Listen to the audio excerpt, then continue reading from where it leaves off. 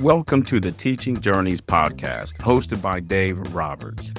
Humanity possesses a unique skill, the ability to pass knowledge from one generation to the next. This podcast embraces that ability, offering learning opportunities through conversations with extraordinary guests. Dave aims to leave a positive mark on individuals around the world. So before you dive into today's episode, please share this podcast with your network, including friends, family, and colleagues. And please consider leaving a rating or review. Your support makes all the difference.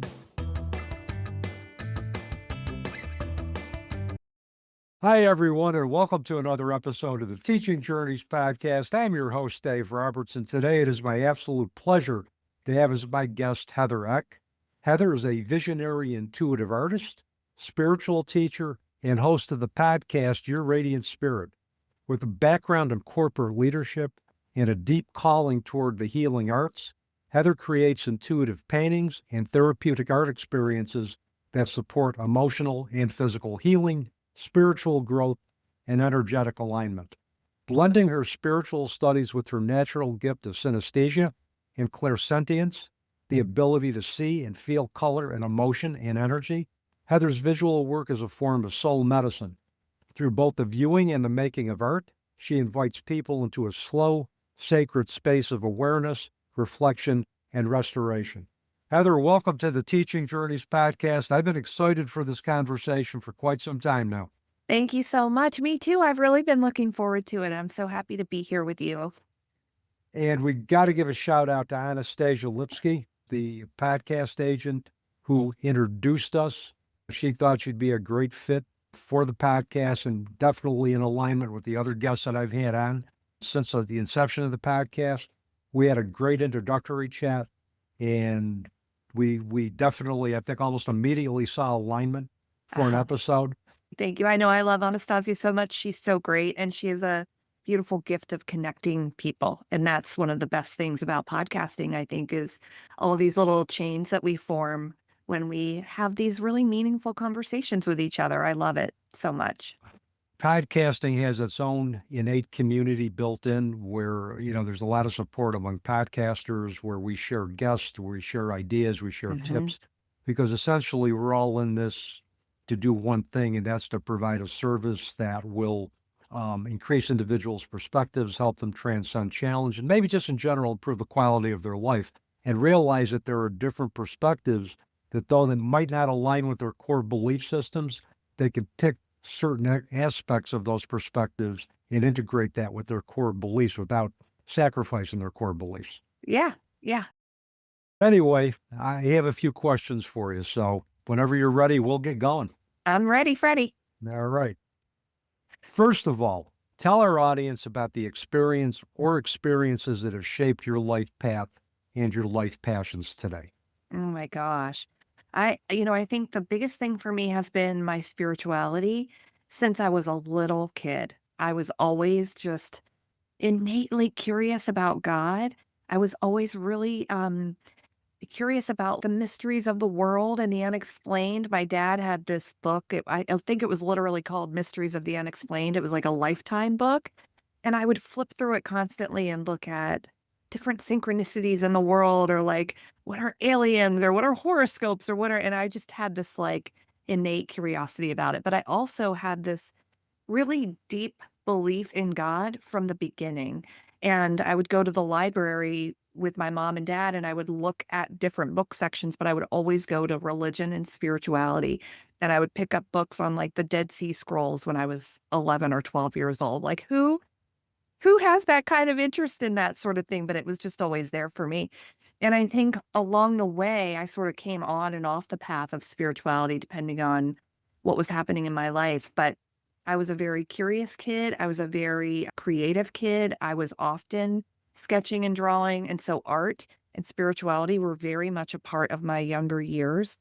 And then, as you get older, I think conversations with mom and dad were things like, what do you want to be when you grow up? And I was very keen on being an artist. I wanted to be a musician. I was just sort of like playing in this creative space, but also I think logic logic and protection stepped in. And so, they were like, well, maybe you should look at something else. And so I spiraled way away from art and spent almost 20 years in human resources. And, but still, like, was very spiritual and still had this deep desire to know and have a relationship with God. And so those things were very formative to me. And when I stepped away from HR almost 6 years ago, it was to pursue art and spirituality. So those things that I was interested in as a kid are what I circled back to many years later. Yeah, and HR is a challenging profession anyway. I mean, no matter what you do in HR, there's somebody that's not going to be happy with whatever policies come out, and you're constantly, you know, I think taking on the energy of Oh, a yeah, lot of negative energy of a lot of different individuals who have different perspectives, who think they've been wronged, who believe, well, the organization should be running this way. And I can imagine, as somebody who's very intuitive and very empathic, that had to really drain your energy and at times become very overwhelming for you.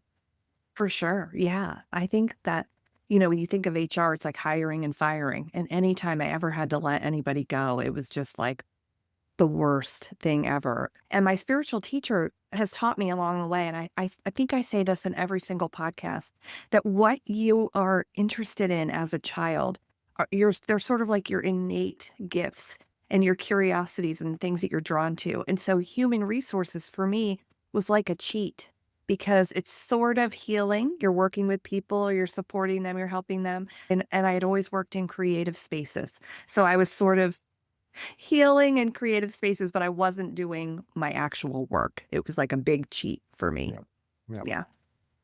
And as you were recounting the experiences that got you to the present moment, one of the things that struck me in retrospect, did you think you came in here with memories from a past life and being automatically drawn to the Dead Sea Scrolls and, just a penchant for creativity? I mean, I know you've done your own internal spiritual work. Did that thought ever occur to you that you might have carried over these capabilities and creative tendencies and an interest in ancient history from previous lifetimes? 100%. I love past life. I love, love, love digging into that. Anytime I get a chance to learn about a past life, I'm like, please tell me everything. Because I think we have access to this infinite and unconditional information. And so I fully believe that I have been in a creative expression space throughout the majority of my lifetimes. And yes, I think it's all connected and I think it builds and it's cumulative. And so, yeah, I think, especially now because I'm still so deeply immersed in Bible study and I'm learning ancient Hebrew, that I think all of that still is just me trying to go back and pull that information forward into this lifetime. And the other thing too, I mean, there have been accounts and documented accounts of children coming into lifetimes having distinct memories of other lifetimes. Hmm. And so that's something that really can't be ignored. No. Um, and I mean, a 3-year-old or a 6-year-old isn't going to be capable of making up wild fantasies about a time that he or she or they lived in 50 years ago. Right. I mean, the memories are very vivid. The sights and sounds are very specific. Hmm. And it's a whole specific lifetime that they're coming in remembering. Yeah. And I tell my students, I said, you may never run into this, but if you do, you're going to be prepared. You know that that child doesn't having some type of early childhood disorder, doesn't need to be categorized with a developmental disorder or a mental health disorder. The bottom line is that they are coming in remembering a previous existence. Yeah. Yeah. It's fascinating. And as a mom now, too, I look at my son, he's 13 now, and remember conversations that he would have with me when he was younger, because I think we do bring these memories in. And when you're a young, young child and you're like, oh, I want to be a boxer, I'm like, this little dude was probably a boxer in his past life. Like, how do I Yeah. get him back into those things? So, because we don't box, that's not something that we would bring into his awareness. And so, Hmm. I think when you have those curiosities or you're drawn to things, it's because you either experienced it in a past life and you're bringing that in, or it has something to do with your purpose, Yeah. and your calling here. Yeah. Yeah. Each of us comes into this lifetime with a soul plan. Our purpose is mapped out before we're born. And of course, there's a lot of flexibility within that plan because things can change. The human experience can change. Things could take an unanticipated turn, and that soul plan could change. But as I've learned, the universe's plan and spirit's plan is much better than mine. Yeah. Although it takes a while for spirit to manifest the intent, and there Uh-huh. are days that I look up, and this is the human experience. I know you're on Spirit Central time, but come on, just give me a sign. And then the universe meets me with deafening silence. So that tells me, relax, let it unfold. I'm glad I'm not the only one who's met with deafening silence, because there are times where I'm like, hello? Yeah, yeah. Is anybody out there? Give me some clarity, but clarity happens in its own time, and it doesn't go by the physical sensation of time. So, Yeah. um, synesthesia. I know there's many artists and accomplished artists who have synesthesia. What is it, and how does it shape the way that you feel in pain energy? hmm So, very simply, it's when senses in your brain get crossed. So, if you hear a sound, your brain might see it as you might hear it, but your brain might process it and see it as a color. And so, there are more than 80 forms of synesthesia, all related to sound to color, scent to color, scent to shape. There's something called mirror touch pain, which I experience if I see somebody in pain. I'll get like a deep, deep, sharp scratch down the back of my leg. So it's almost like I'm feeling or sensing that person's pain. Um, and so there are many, many different forms of it. A lot of artists have it. I think it is, what's the word? That's neurospicy. People say their brains are neurospicy. Only about 3 to 4% of the population have it. But the more I talk to people about it, the more people I think have developed it or have some form of it. When I smell something or taste something or hear music, my brain sort of sees it as like a choreography. And I use this example a lot, but there's this Pixar movie called Ratatouille with the little mouse who loves to cook. And there's this scene where he takes a bite of a strawberry and he takes a bite of cheese. And in the background behind him, you see these beautiful swirls of colors. That is a perfect example of synesthesia and what happens in your brain. There's so many different forms of it. But for me, so when I meet somebody, I'll sort of experience them as a couple of colors or as a shape or as a sensation. And when I do a painting, like the larger one behind me, I'm sort of tuning into the energy of what it feels like to me or what it Mhm. looks like. So when I say intuitive artist, it's both intuitive in that I don't have a plan for a painting. I sort of let whatever wants to come through, but also that I'm sort of channeling a message or a symbol or a shape from what I feel or experience into that painting as well, if that makes sense. Makes perfect sense. It sounds like a very multisensory, multidimensional approach to creation. I teach art students, creative art students at the Pratt Bunchen School of Art with psychology, and they are very multisensory. They're very Awesome. hands-on, they're very intuitive, they're very empathic. And we've had those discussions about how they see the world. And the way they see the world is beautiful. A lot of times it's misunderstood by those individuals who choose to live in the rational world. But the way they see the world is beautiful. It's just like it's multi-layered Yeah. is what it Yeah. is. And it's for me, it's a beautiful experience. And I sit there and they explain how they do their creative art. They explain their process. And it also comes out in their writing too, in terms of it's a very multidimensional approach. I had one student literally, Heather, quote Confucian history in a 500-word reaction paper. So these are individuals that are very multisensory. I think they also come into this world with prior experiences that they're still working through. Wow. Oh my gosh. I'd love to see that in real life at some point. That sounds amazing. Yeah. And I think, so many of us are creative and we don't allow ourselves to be creative, but we have to be. I think we're here to create. Hmm. We're, everything around us and everything that we have or we put in our homes or our offices, it's all been created. That's such a necessary Yeah. expression to create. Yes. Yeah. And creativity comes in many forms. It doesn't necessarily have to be art. It could be writing. It could be, doing a podcast, creating episodes. Creativity comes in a variety of different forms. So, Your personal definition of spirituality. What is your personal definition of spirituality? And how do you see spirituality intersecting with to increase our spiritual awareness and its impact on those who view it? My goodness. I mentioned I was always like a spiritual kid. I was immediately, I think, turned off by dogma and religion immediately. I would go into a church. I went to synagogue. I went to a Catholic church. I went to a lot of different places of worship as a kid. I got that experience, and I'm so thankful. But there was always this part of me that thought that this is quite right. I felt like there were parts of it that didn't quite feel right to me, and I believed it all boiled down to interpretation. So I kind of said, well, I want to know God. I want to understand God and how God works, and so I want to study the Bible. I wanted to study the Bible when I was a little kid, and I'm getting to now in my 40s from a context. What does the text say? What is the actual intention? Not what did this person learn to teach me?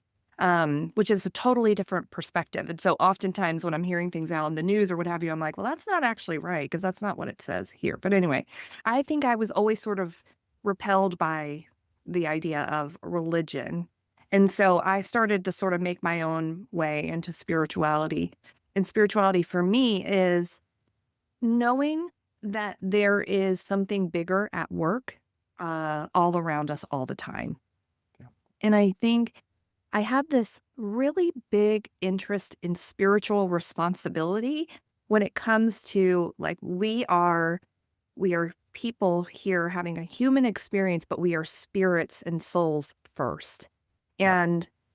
And we are infinite and we have unconditional love and acceptance. And so our responsibility here is to show up and care for each other and offer our gifts out in service to one another. And to that end, I think that responsibility comes into play when we are not doing what we're here to really do. I don't think for a lot of us it is to be in a cubicle in an office 50 plus hours a week. I think it's so much richer than that. And so that to me is spirituality. It's like having your own unique line of communication to God. You pick up the phone and you talk to God directly or the universe, whatever you want to call it. For me, it's God.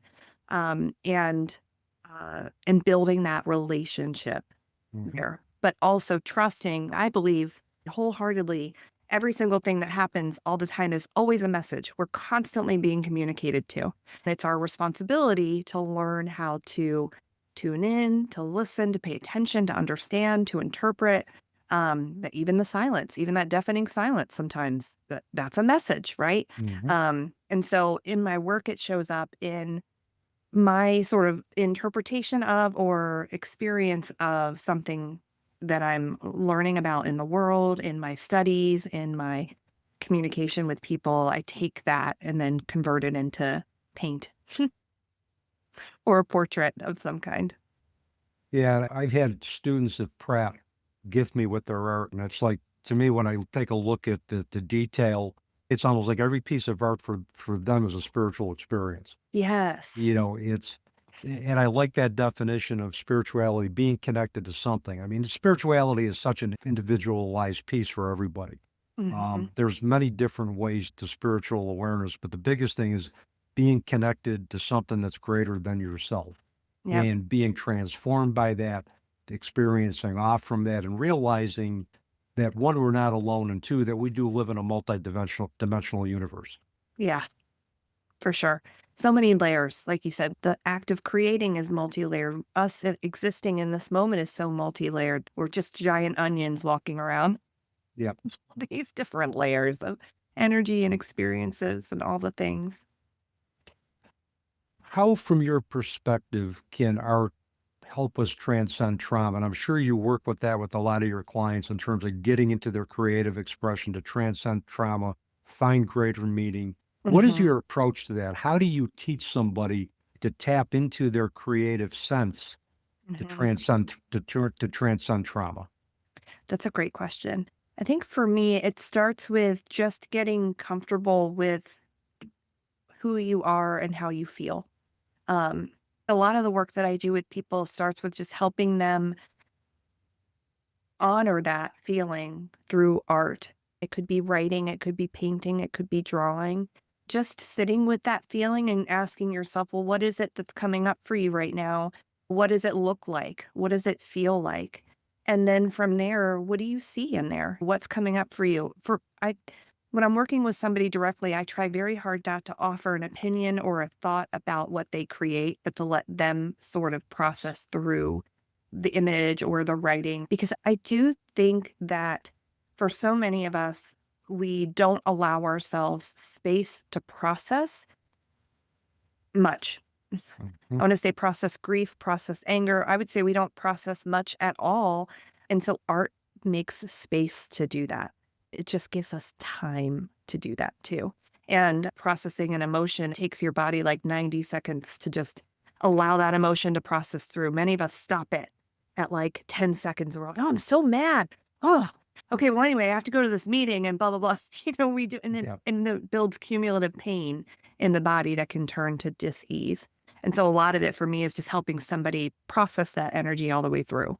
And then look at it and then lovingly release it. And then you can go back to Yeah. your meeting or whatever's happening. Yeah, it's not suspending the process, but it's allowing the process to fully envelop you, learn from that, and then just detach from it. Yeah, exactly. Very simple when you think about it, but a lot of us just don't give ourselves that time. No, we're too busy grounded in the human experience of trying to get to this meeting, trying to meet this deadline, and a lot of times we forget the most important deadline is the deadline to make some time for ourselves Yeah. and to allow ourselves to become more aware, to sit in the quiet and to Yep. process what's going on. Um, let's jump to your podcast for a minute, your Radiant Spirit podcast. What inspired its creation?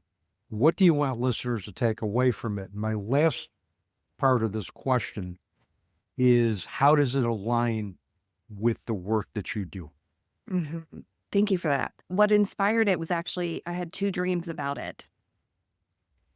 I had been podcast guesting for about 2 years, and I love it so much, and it's helped me so much, and I think, I had 2 dreams about starting a podcast, and what I've started to realize was that I had formed all these beautiful connections with people and these amazing spirits who are out there lighting up the world with Mhm.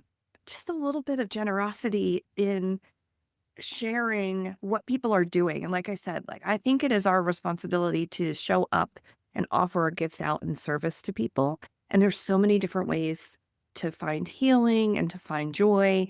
And so that was the inspiration initially. The second part of your question was, how does it support my work? Was that Yes. it? Mhm. Um, so when I make a painting for somebody, I call it a spirit portrait. And oftentimes they are these beautiful, vibrant, sparkly, radiant paintings. When I spin the painting around and show somebody, they're always like, my gosh, that's so beautiful. And I'm like, that's you. That's your energy. You're radiant. You're lovely. And so I like to remind people of that. And so the title, Your Radiant Spirit, is just a means to help people understand that we are spirits here having this human experience. Let's not forget that we're here to be radiant, that we're here to shine our Yes. light, and having guests on the show that are doing similar work, not just in art, but just in healing. Mhm. And sharing how they've overcome trauma or grief, helping people learn different modalities for connecting to their spirits or just living a more spiritual life. That sounds like a very multi-dimensional podcast as well, too, with a great message. And, you mentioned earlier that it is our obligation to be of service. I mean, Ram Dass, the late Ram Dass, talked about natural compassion, where essentially we just basically serve others with an open heart, Hmm. not expecting anything in return. This is our obligation as humans to leave a positive impact, leave a legacy. And the way that we do that is service to others. But we Yeah, also have to be in service to ourselves and take care of ourselves before we can really be present and be in service for others. So that's the other part of that. We take care for of sure. ourselves. We take care of ourselves. We can take care of those who who are requesting our services. So Mm-hmm. So, but yeah, spirit portraits, that was going to be my next question. So you anticipated that. But I wanted to ask you, I mean, is clairsentience, is that what drives how you create spirit portraits? Or are there other forms of intuition that, I mean, how do you see what you see when you do a spirit portrait? I have a little chart that I work with. It is essentially aligned with the energy centers of the body, like what you would, the chakras, if you're Yep. familiar with those. Yep. And so I'll sit and meditate with somebody's picture and I will read through their energy centers and I'll sort of look for a symbol or a sign in that space. And I'll look for a color in that space too, because sometimes they may not have yellow in their solar plexus. They might have blue, which is, that means something to me. I am strongly clairsentient. When I sit with somebody's energy, it's like I put your energy on like a jacket and I look for the sensations in my body that tell me where you might have pain or a block and what's going on beneath the surface for you. And then when I start the painting, I really sort of have to get out of the way because if I try to control too much of what it looks like, I jam it up. And so Mm. I am learning to trust what pops into my mind as I'm working. So, for example, I just did a portrait for a woman. I felt like I know her to be bubbly and effervescent, and she's optimistic. But the portrait itself felt very low. It felt like she was unhappy. It felt like she was having almost a crisis of faith. And there were messages in her portrait that I didn't quite. I'm like, this isn't for her. And then Mhm. when I was reading her portrait, so when I say reading, it's like looking at it and going, well, what are the symbols? What are the things? What are the messages? A ton of animals out the wazoo. And I'm like, she doesn't work with animals. I don't really know. And so sometimes I'll get on a call to do a spirit portrait session and I'm like, I don't know, God, you're in charge here. I'm just going to deliver the message. And then you tell me if it makes sense or not. And so when I told her all about this, she's like, you will never believe it. I literally am having the worst couple of months ever. I'm starting to question God. I really am not sure what's going on. Nothing is making sense. And I was just sitting there going, okay, got it. And I was just so glad that I didn't hold back those messages because I didn't understand them, Mhm. but she did.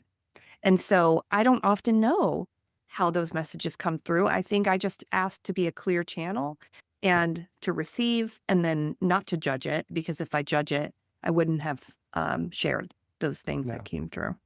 Yeah, and animals have so many different spiritual meanings depending on the spiritual resources you're looking at, or Native American culture and tribal Yeah. nations. Each animals have specific spiritual meanings and characteristics that we can integrate to help us move forward, whether it's through trauma, whether it's to deal with another transition in our lives. So, and I think that aligns with the work that you do in terms of asking individuals, you know, um, it's a very empowering approach. You don't try to impose your own values. You just ask them, what do you need from me? And I'm going to present what I see where you align with it. And Yeah. if you can see where you align with that, how can I be of service to you to help you integrate what you see into greater spiritual awareness? Yes. Yep. Yeah. Beautifully said. Thank you. Well, thank you. Um, One of my last questions for you, and you've left us with a lot today, and a lot of good stuff. But if there's one ultimate takeaway, one ultimate wisdom you want to leave our listeners with today, Heather, what would that be? Oh, pay attention to the colors around you. Color can be so healing for us. It has psychological and spiritual benefits, has physical benefits. And it is a really beautiful way to start to pay attention to how your spirit or the universe is communicating to you. So look at the clothes in your closet. What color do you have the most of? What color are you repelled by? Mhm. Um, it'll give you a lot of information about maybe what's going on for you, and it's a really gentle way to just start to communicate with the universe too. Yeah, I think color has its own meaning. My favorite color is lavender. That happened to be my daughter's favorite color. It was a Oh purple. yeah. But I've always been drawn to lavender colors.